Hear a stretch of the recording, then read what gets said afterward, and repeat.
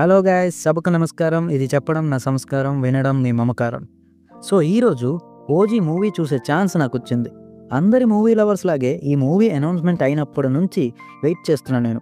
Finally here it is. ఇంకా movie ఎలా ఉందనే విషయానికి వస్తే it's good.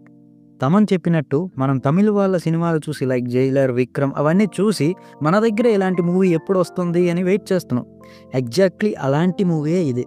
Stylish and star పవర్తో నిండిపోయిన మూవీ ఇది. ఈ ఏజ్ అండ్ ట్రెండ్లో పవన్ కళ్యాణ్ గారిని ఎలా అయితే చూపించాలో అలా చూపించారు. అండ్ పవన్ కళ్యాణ్ గారికి ఇది పర్ఫెక్ట్ మూవీ అని చెప్పొచ్చు. సుజిత్ దీన్ని ఒక డూ ఆర్ డై ఛాలెంజ్ లాగా తీసుకున్నాడు అనుకుంటా ఈ మూవీని. సో గట్టిగానే ఎలివేట్ చేశాడు పవన్ కళ్యాణ్ ఛాన్స్ దొరికినప్పుడల్లా. బట్ అన్ని స్టార్ మూవీస్ లానే ఈ మూవీలో కూడా ఎలివేషన్స్ అండ్ స్టైలే మోస్ట్లీ ఉంటుంది.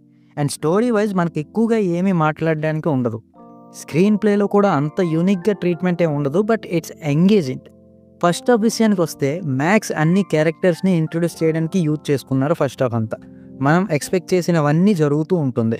బట్ ఇంటర్వెల్కి మూవీ వేరే ట్రాన్స్లోకి వెళ్ళిపోతుంది. పీక్ ఇంటర్వెల్తో ఫస్ట్ హాఫ్ ఎండ్ అయిపోతుంది.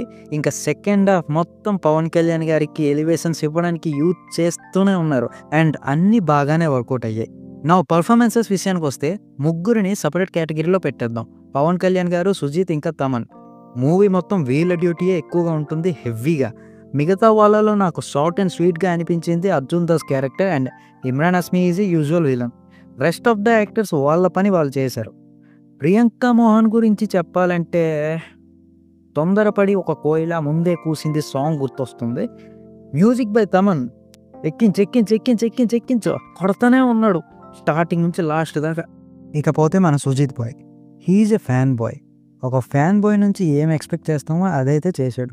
పేటలో రజనీకాంత్ని కార్తీక్ సుబ్బరాజ్ చూపించినట్టు, అండ్ విక్రమ్లో లోకేష్ కనకరాజ్ కమల్ హాసన్ని చూపించినట్టు, ఇక్కడ మన సుజిత్ మన పవన్ కళ్యాణ్ గారిని అలా చూపించారు. సో మనం ఎక్స్పెక్ట్ చేసింది డెలివర్ చేశాడు without any doubt. Next bloody Romeo కోసం వెయిటింగ్. సో ఇది నా రివ్యూ. సినీహారం రేటింగ్ వచ్చేసి 3/5. A stylish gangster film filled with elevations and ordinary story. Go for a theatrical experience.